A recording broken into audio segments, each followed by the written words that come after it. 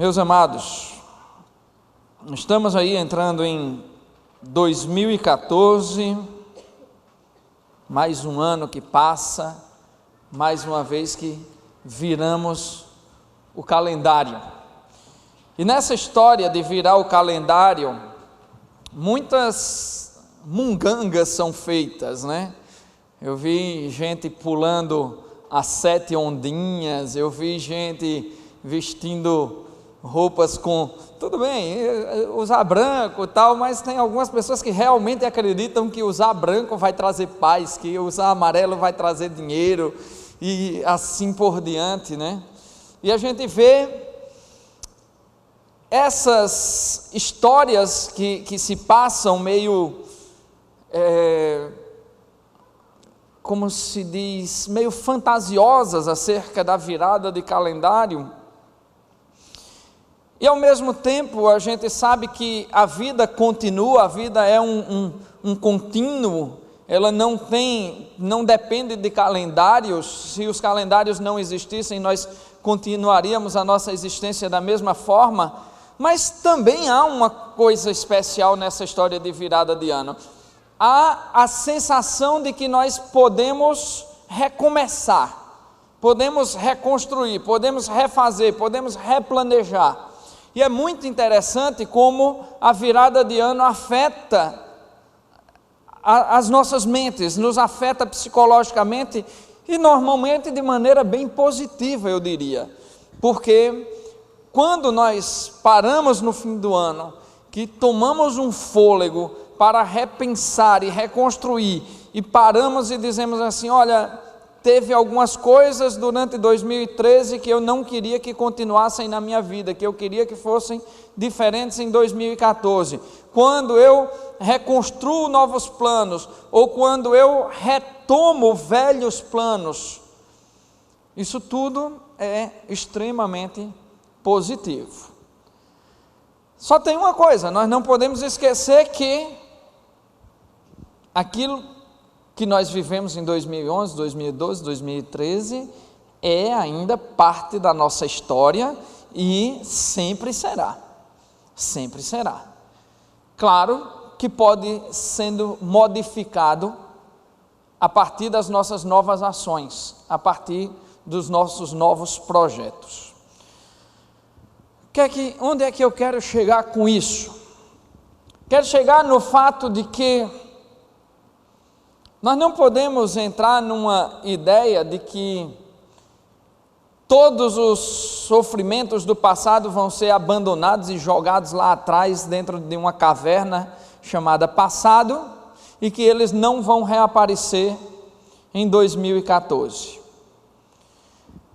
Quero pensar aqui sobre a história de um homem lá do Velho Testamento, muito conhecido, o rei Davi, e sobre a forma como ele enfrentou alguns problemas na vida dele e como ele conseguiu uma dinâmica de uma virada espetacular na sua vida, não porque passou um calendário, não porque virou uma folhinha, ou porque houve uma data, ou porque vestiu branco ou amarelo, não porque pulou 7 ondas, mas porque ele entendeu qual é o profundo mistério de uma autêntica relação com Deus.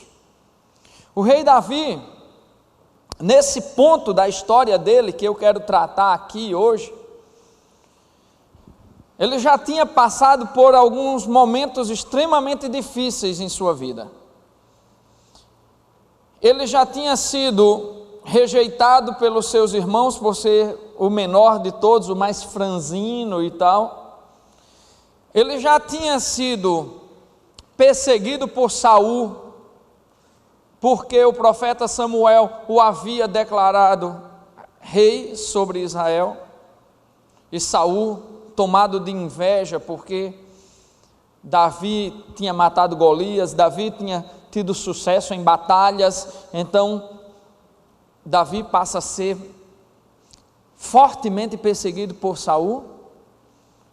Mas agora depois de suplantar todas as dificuldades de uma perseguição dentro de sua casa, de uma luta contra Golias, de batalhas travadas no deserto, de fugir de Saul, sem querer ferir o ungido de Deus, sendo fiel a Deus, Davi decidiu não matar Saul por 3 oportunidades que teve para não deixar de ser fiel a Deus, e assim foi perseguido, quase morto por várias vezes.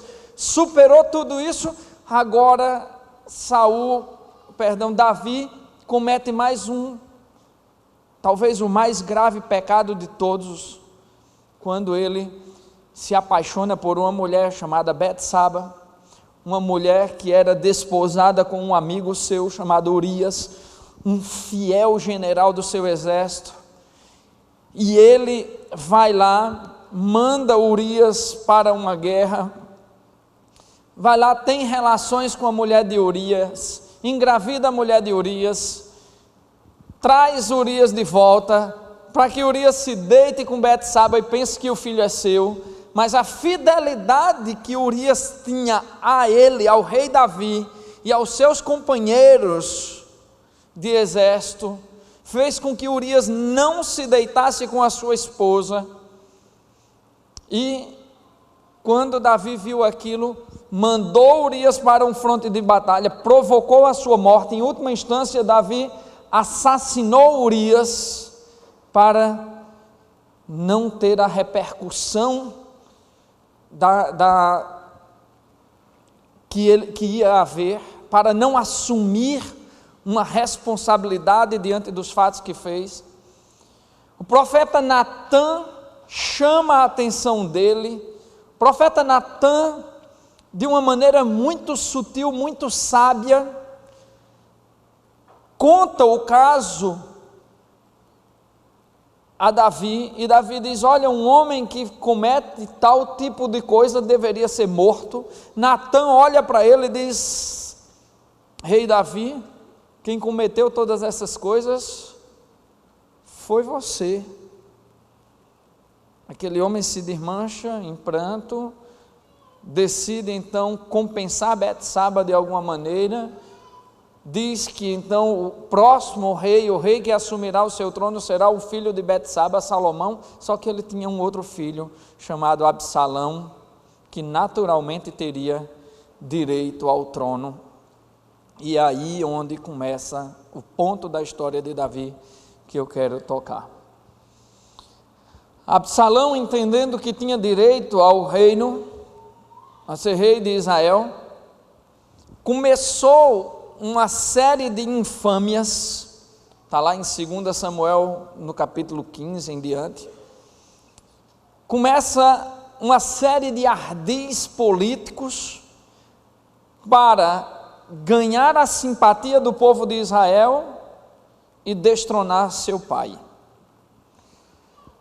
O seu pai, não entendendo o que se passava, quando dá por si, é obrigado a abandonar o trono, correr com alguns aliados para as cavernas, para os desfiladeiros do deserto, e viver ali pavorosos dias de intensa perseguição. Quem estava perseguindo Davi agora não eram mais inimigos de fora, não era mais Saul, não eram mais os filisteus, não eram mais os guerreiros de outras nações. Quem estava perseguindo Davi agora era o seu filho Absalão.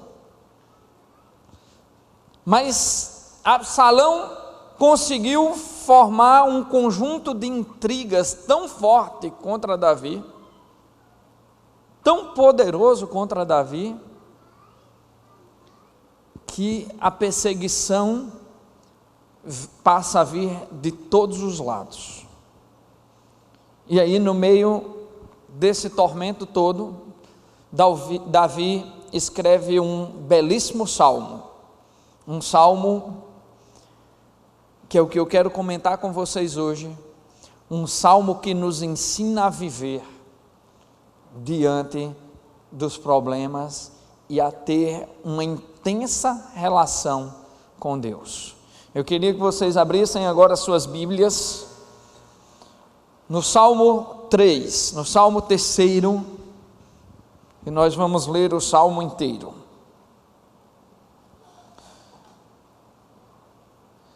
Esse é o primeiro Salmo da Bíblia que tem um título.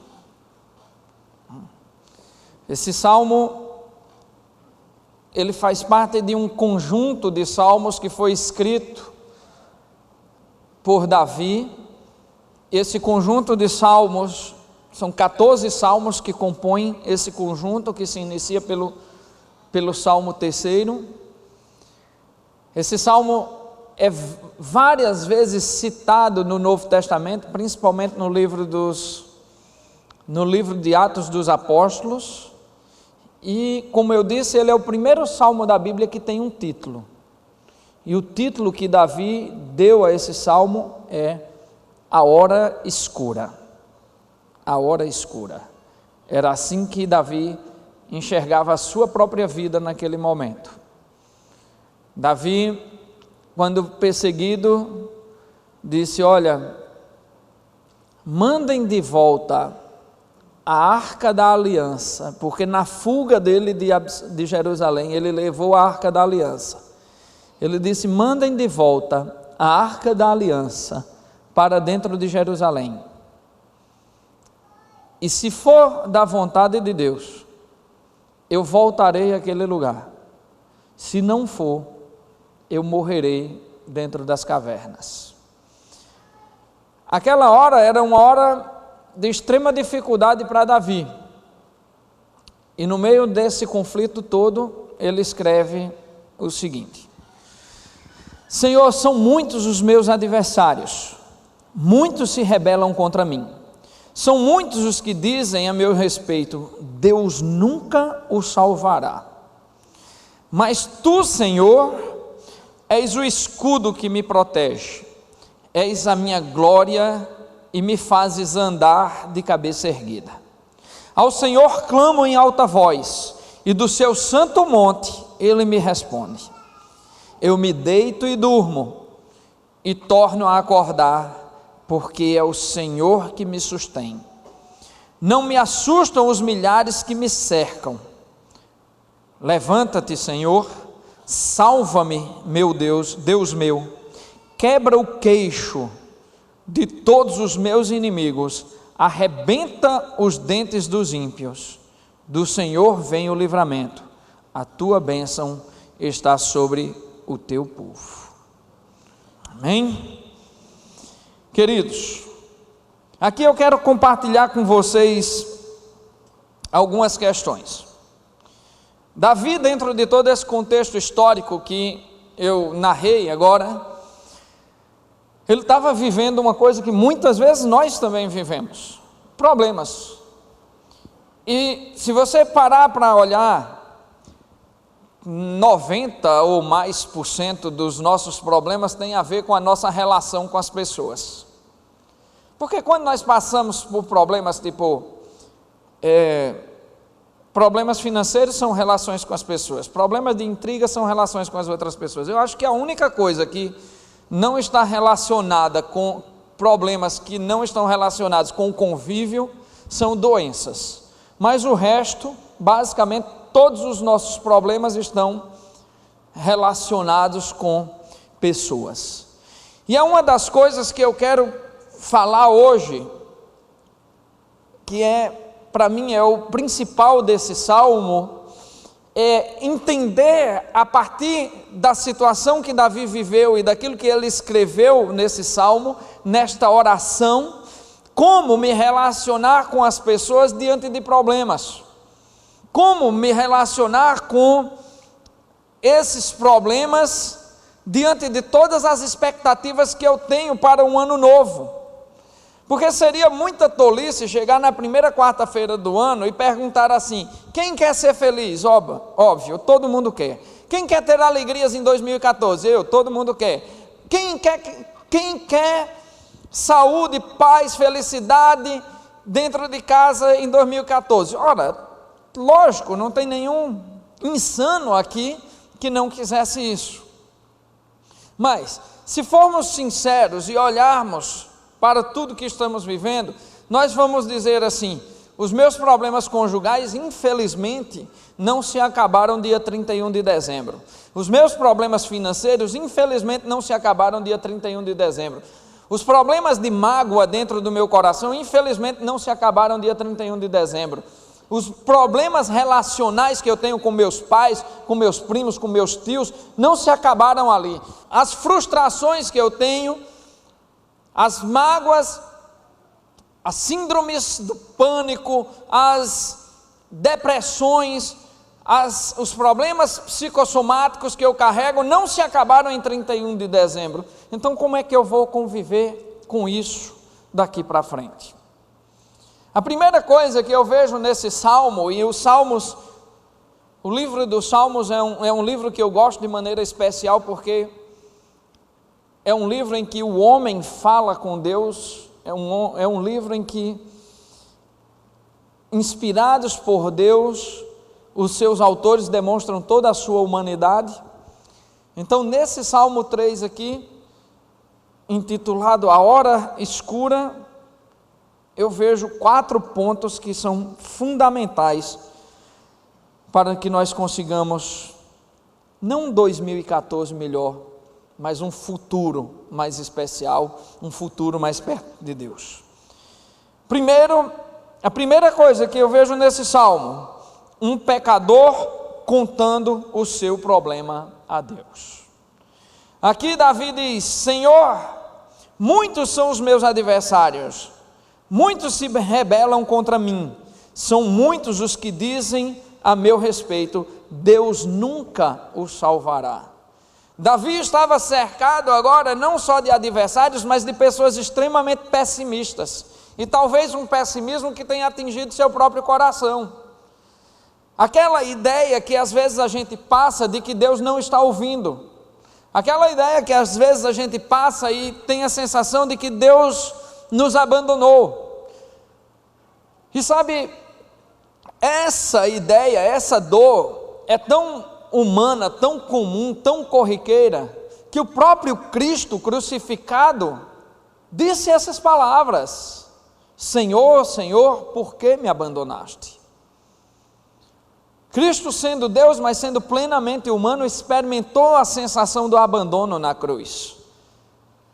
Davi aqui estava sofrendo pressão por vários lados. Davi estava experimentando a dor por vários lados. Davi estava tendo uma perseguição da sua família, do seu antigo exército, dos seus antigos amigos, dos seus antigos colegas, de uma série de pessoas ao seu redor que deveriam estar apoiando, agora estão contra ele. Davi tinha tudo para dizer: Senhor, Senhor, por que me abandonaste? Mas a primeira lição que eu vejo aqui é simples, é um pecador contando o seu problema a Deus. Aqui é o significado da força da oração, é o significado de prostrar-se diante de Deus e entender que Ele está interessado nos nossos projetos, nos nossos planos. Eu não canso de dizer isso, que Deus é um Deus interessado pelo seu povo. Não canso, porque essa é uma convicção muito grande que eu tenho dentro de mim e que a Bíblia me mostra o tempo inteiro, que Deus é um Deus profundamente interessado pelo seu povo, pelos projetos do seu povo, pelas dores do seu povo, pelos sonhos do seu povo. Essa semana eu conversava com um amigo que respeita muito o cristianismo, admira muito a ética cristã, mas não consegue compreender que Deus nos ouve, que Deus atende e que Deus age de maneira sobrenatural. Ele olhou para mim e perguntou: o que é isso, Josemar? É mágica? Eu digo: não, não é mágica.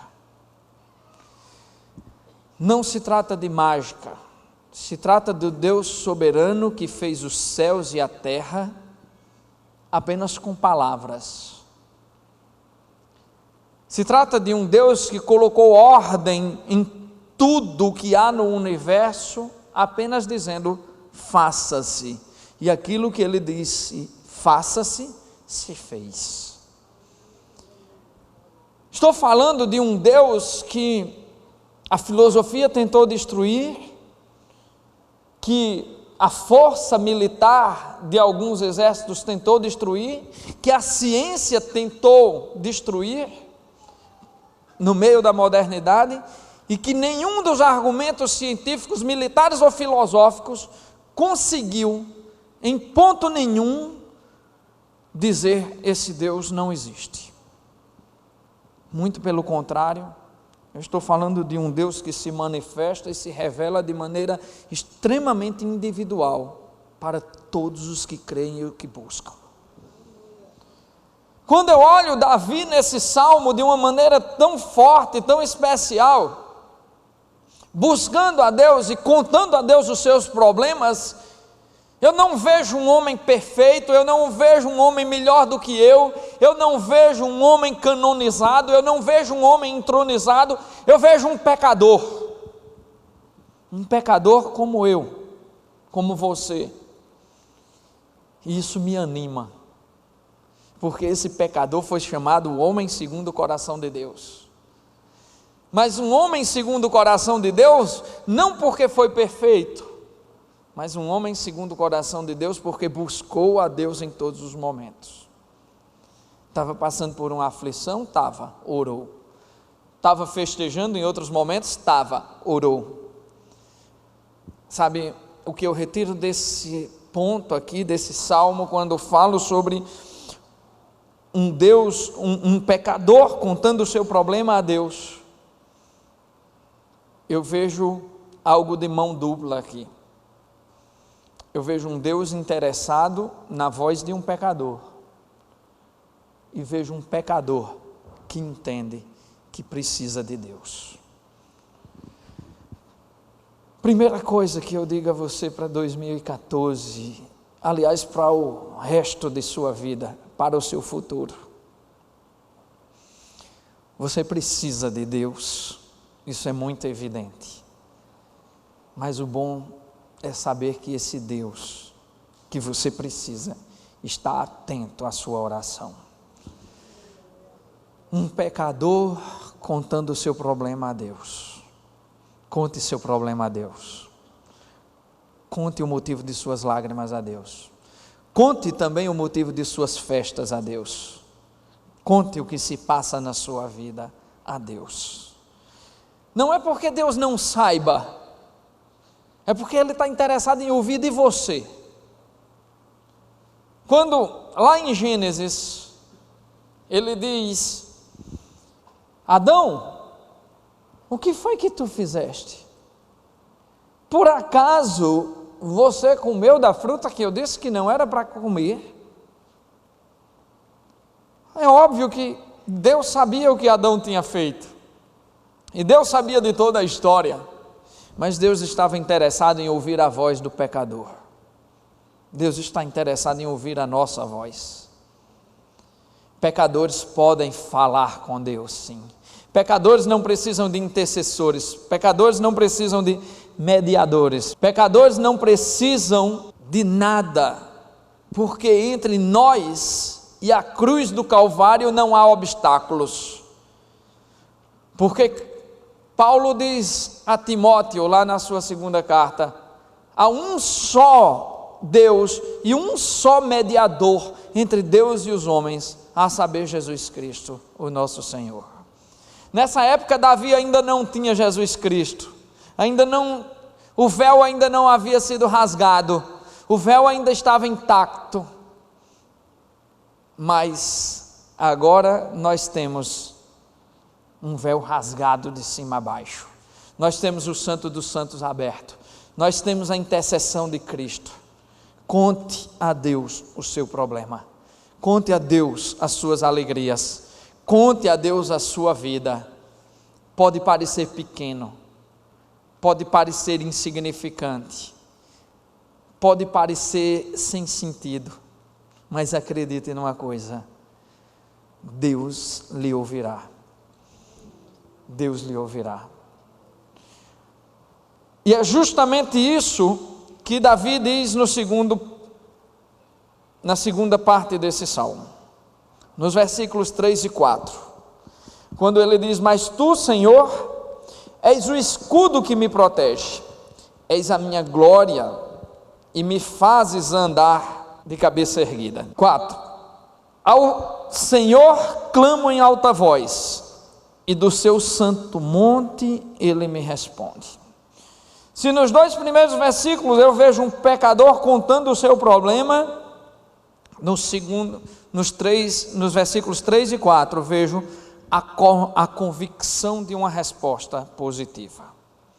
Aqui Davi demonstra toda a certeza de que será ouvido. E por que Davi tem essa certeza? Sabe por quê, gente? Porque Davi se lembrou de quem é Deus na sua vida. O grande problema é que muitas vezes nós esquecemos quem é Deus na nossa vida. E o desafio para o seu futuro, não apenas para 2014, é: lembre-se de quem é Deus na sua história. Lembre-se de contar as bênçãos de Deus.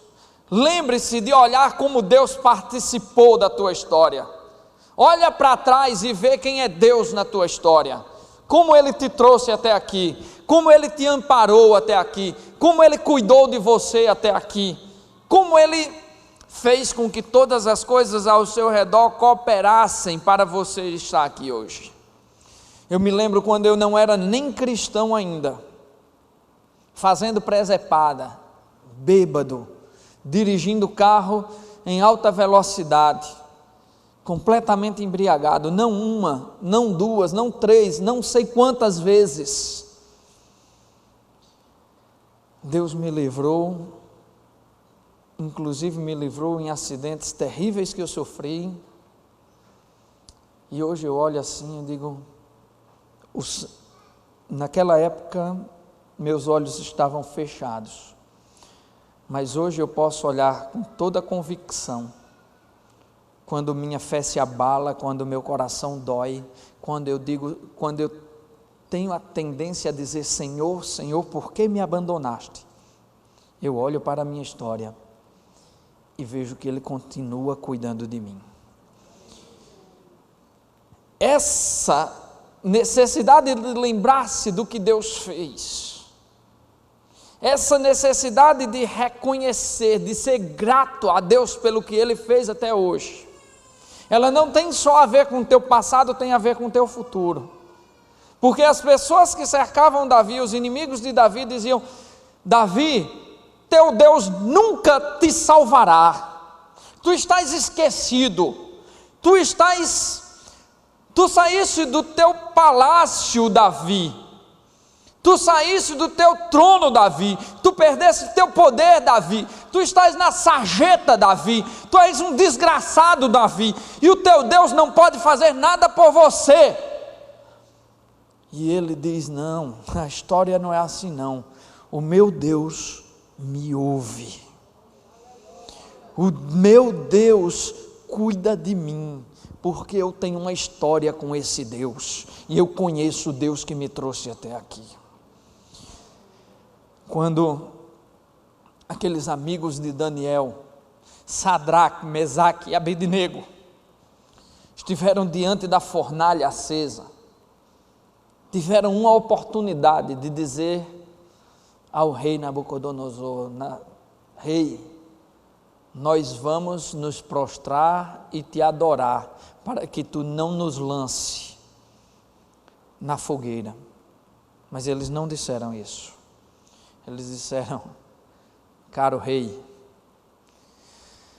se o nosso Deus quiser, Ele nos livrará dessa fogueira. Se Ele não quiser nos livrar, não tem problema, rei, nós vamos morrer ali dentro, mas nós não adoraremos a outro Deus, porque nós temos uma história com o Deus que nos trouxe até aqui. E lançados na fogueira, vocês sabem o que aconteceu. Lançados na fornalha, vocês sabem o que aconteceu. Até os soldados que foram lá empurrar aqueles 3 homens na fornalha, morreram sem ter entrado, e eles entraram e passearam dentro das chamas, e lá dentro apareceu um quarto homem, apareceu uma quarta pessoa que cuidou deles dentro da fornalha. Meu amigo, você tem uma história com Deus. Você tem uma história, e uma história forte com Deus, porque senão você não teria chegado aqui. Apenas olha para teu passado e olha onde foi que Deus participou. Olha quantas lágrimas desceram do teu rosto e lembra que Deus aparou cada uma delas e te trouxe até o dia de hoje. Olha quantas vezes você passou por dificuldades e Deus te livrou. Não seja ingrato. Olhe para o curso da sua história e veja que Deus esteve presente nela do começo até hoje, e só depende de você que Ele esteja por toda a eternidade. Deus tinha uma história com Davi, com um pecador, com um homem que tinha todos os motivos para dizer: sai daqui. Deus tinha uma história com Jó, e quando Jó estava lá, depois de perder todos os seus bens, depois de perder todos os seus filhos, depois de perder a sua saúde, depois de estar transformado em uma ferida só, da cabeça até o calcanhar, a sua mulher fala a linguagem do mundo. Jó ouviu a mesma coisa que Davi. Jó ouviu a sua esposa dizer assim: amaldiçoa o teu Deus e morre, porque você foi fiel até aqui, e isso tudo está acontecendo com você. Você está passando por um problema desse tamanho, cadê o teu Deus? Jó disse: mulher, tu falas como uma louca. Deus deu, Deus tomou, louvado seja o nome do Senhor. Quando você olhar para todas as direções e pensar: Senhor, Senhor, por que me abandonaste? Lembra da tua história, porque Deus não te deixará sem respostas. Deus não te deixará sem resposta. Davi diz assim: ao Senhor clamo em alta voz, e do seu santo monte Ele me responde. Eu disse a vocês há pouco tempo que Davi mandou de volta a arca para Jerusalém. Jerusalém é o santo monte, é o monte Sião. Jerusalém era um lugar onde Davi sonhava estar. Jerusalém era o lugar onde Deus em certo momento colocou Davi, e que por causa de uma série de circunstâncias, Davi sai daquele lugar humilhado, perseguido, aflito e sem muita convicção, humanamente falando, de um futuro melhor. Quando algumas pessoas começam a cercar Davi, ele diz: não, vocês não vêm comigo, voltem e vão servir a Absalão. Voltem e vão servir a Absalão. E levem a arca com vocês, porque da minha vida acontecerá aquilo que o meu Deus determinar. Davi tinha convicção de que a história dele se repetiria, de que o Deus que havia cuidado dele em todos os momentos era o Deus que continuaria cuidando do seu futuro, de que o Deus que até então tinha estado com ele sentado no trono de Jerusalém era o mesmo Deus que estaria com ele dentro das cavernas do deserto. Davi não era ingrato. Davi não tinha memória curta. Davi sabia quem era o Deus a quem ele servia.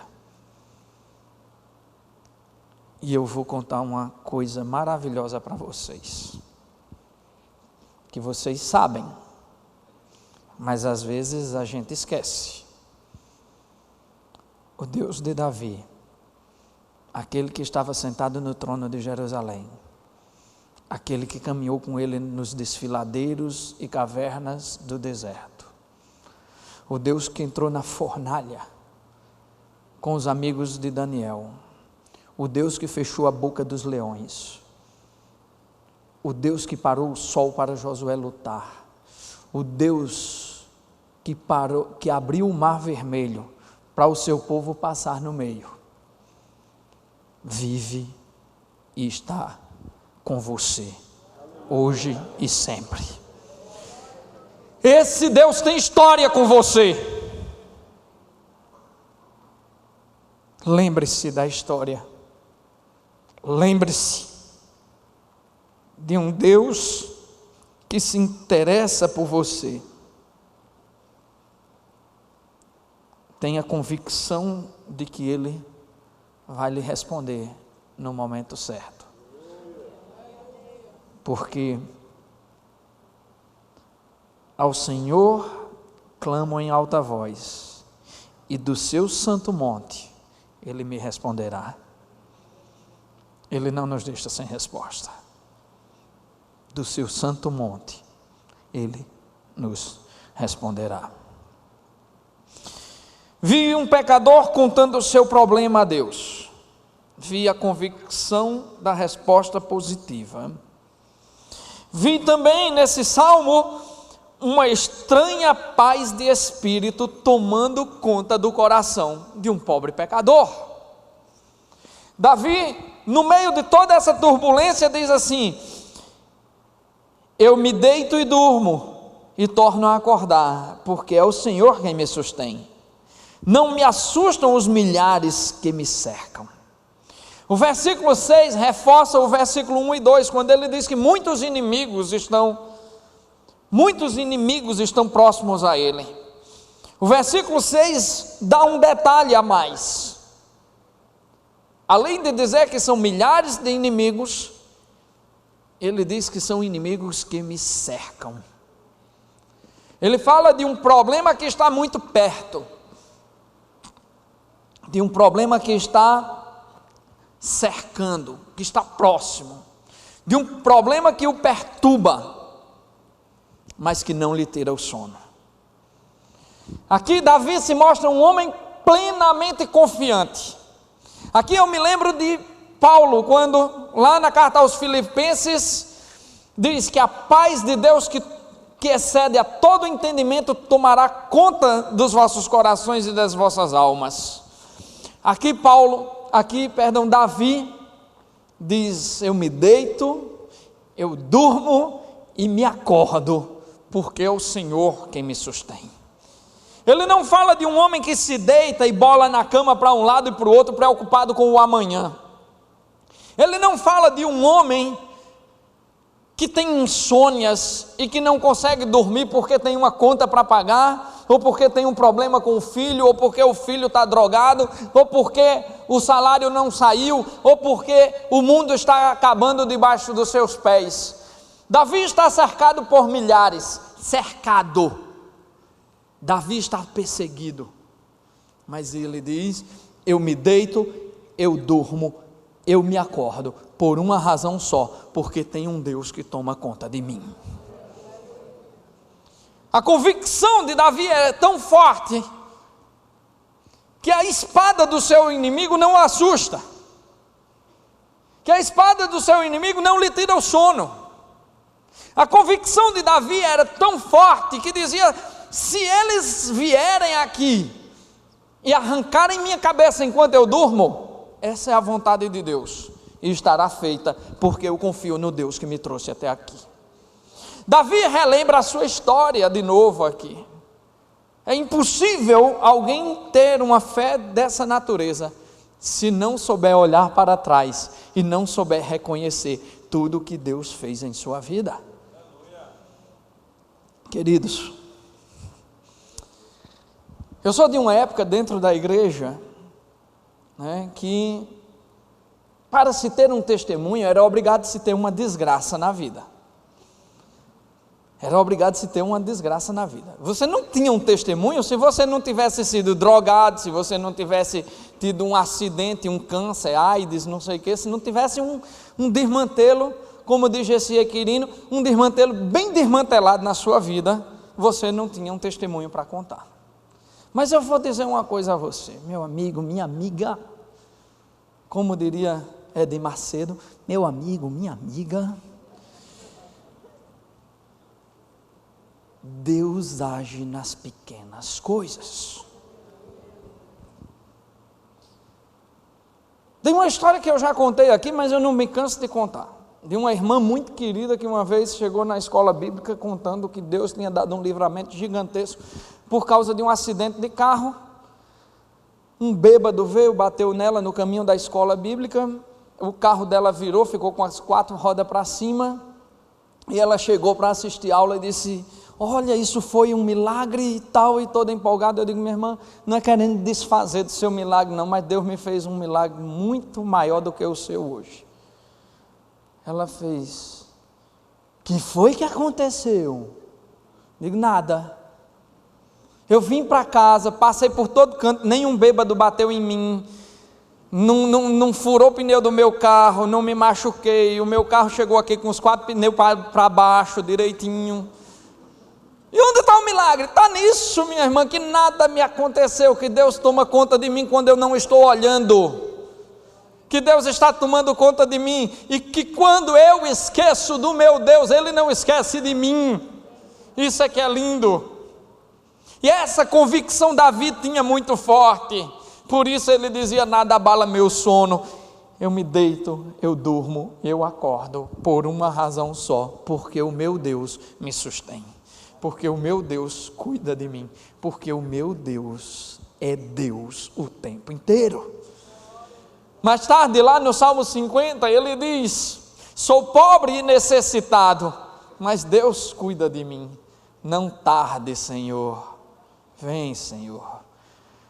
Ora, meus queridos, reconhecer que nós precisamos de Deus é a coisa mais linda, mas ter a convicção de que os cuidados dele são perfeitos, de que o amanhã pertence a ele, de que não há nada que nós possamos fazer quanto ao futuro.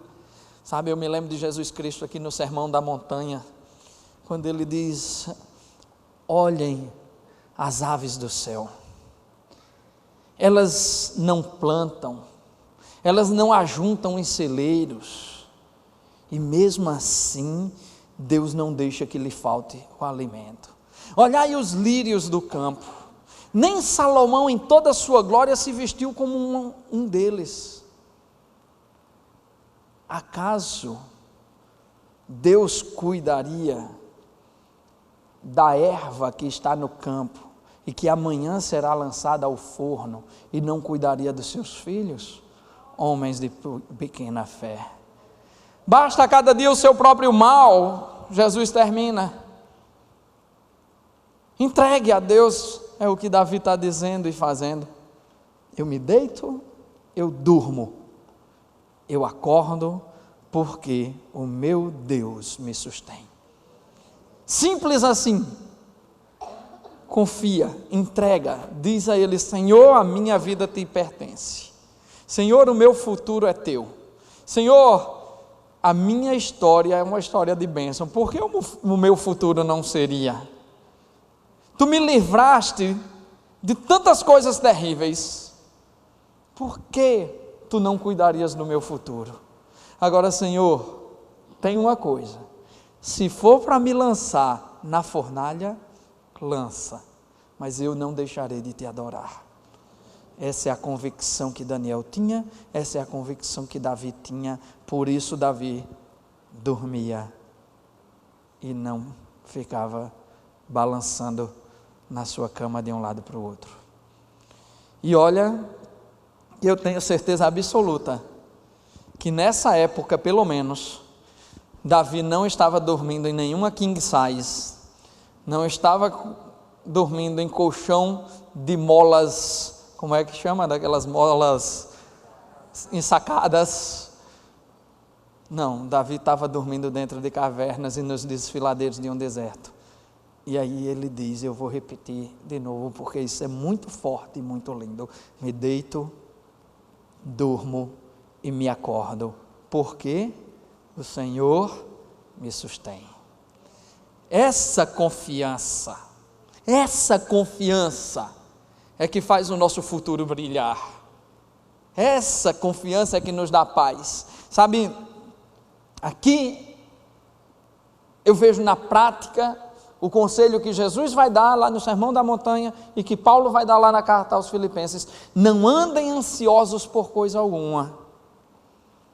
Não andem ansiosos. Deixem que Deus se encarrega do que está por vir.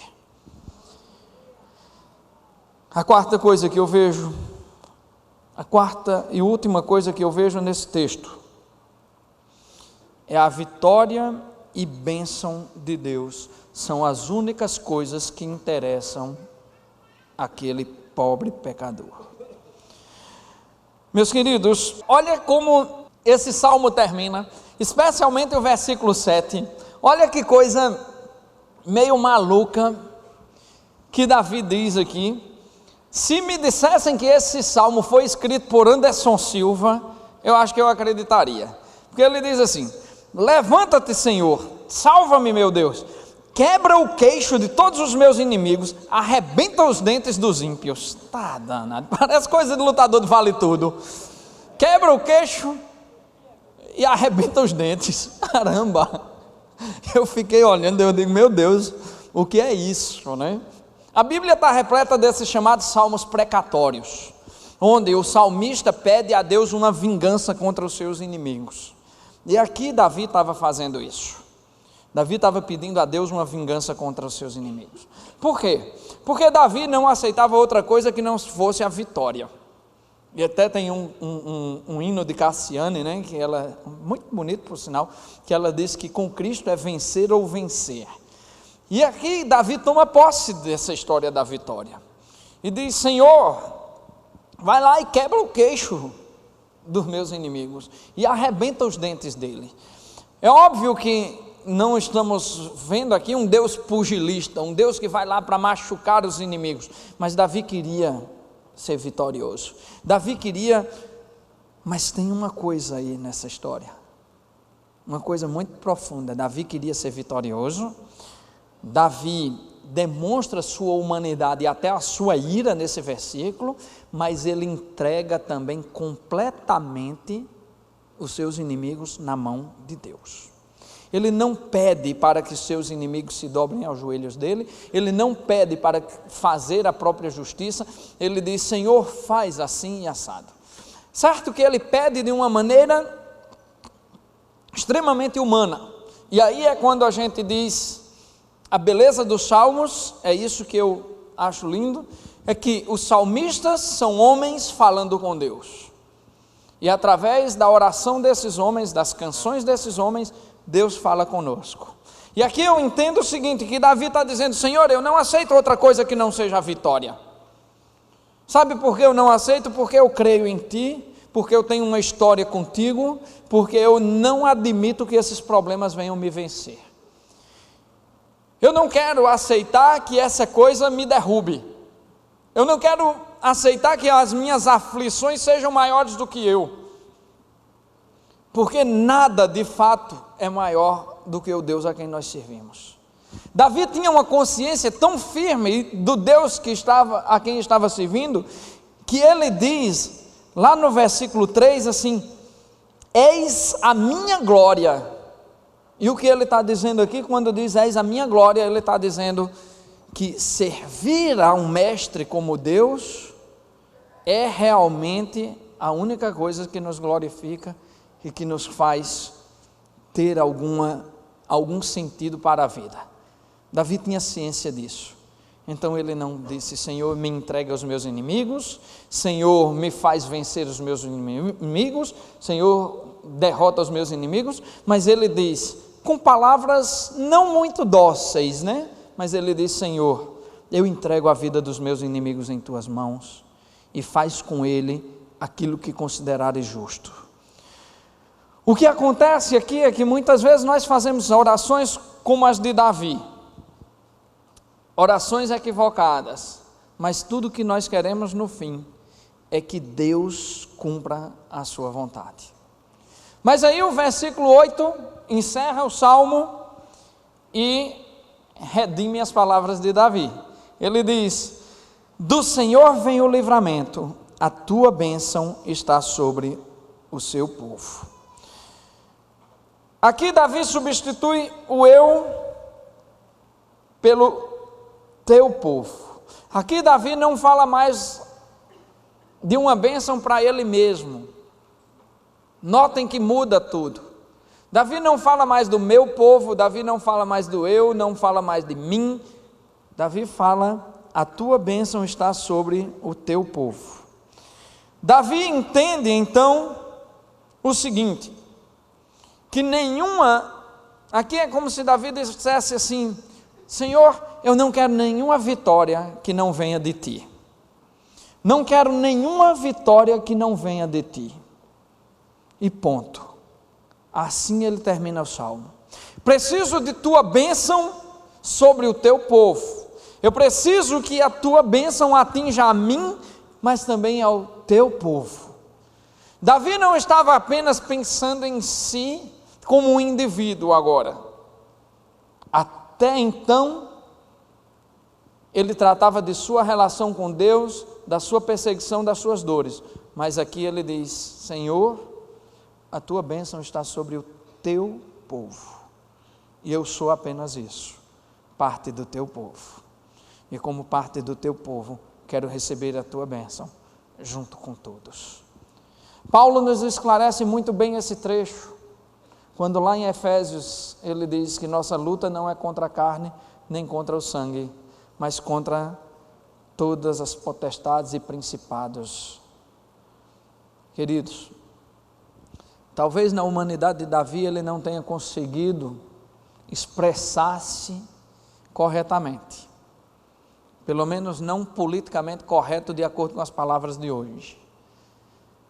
Mas o que ele pede a Deus é que as vitórias na nossa vida não sejam nossas vitórias, mas sejam vitórias que venham do alto, que venham de Deus. Davi não aceita nada menos do que a vitória. Davi não aceita apenas fugir e sobreviver dentro dos vales, dentro dos desertos. Davi quer voltar para o lugar onde Deus lhe colocou. Davi quer voltar para o trono. Davi quer ser abençoado por Deus. Davi quer a vitória. Mas, quando ele pede a bênção de Deus, ele não está se preocupando apenas com aquele momento. Ele está se preocupando com o futuro. Porque a bênção de Deus não é apenas o livramento. A bênção de Deus é a concordância de Deus. É o ensino de Deus. A bênção de Deus é um novo caminhar. A bênção de Deus nos segura dentro dos trilhos. A bênção de Deus nos sustenta.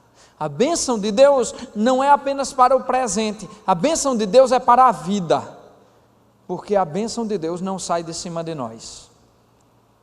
Davi está dizendo: Senhor, não me interessa nenhum tipo de vitória que não seja debaixo da tua bênção. Senhor, não me interessa nenhum tipo de vitória. Aí eu quero que você preste atenção numa coisa. Muitas vezes, algumas vitórias se configuram diante de nós. E essas vitórias não têm nada a ver com o que Deus quer para nós. Davi diz: Senhor, quebra o queixo do meu inimigo, arrebenta os dentes deles, mas Senhor, eu quero a tua bênção sobre mim e sobre o teu povo, porque não faz sentido vencer se não for contigo, se não for debaixo da tua vontade. Resumindo, o que esse salmo nos traz é que nós podemos conversar com Deus e contar nossos problemas a Ele, apesar de sermos pecadores.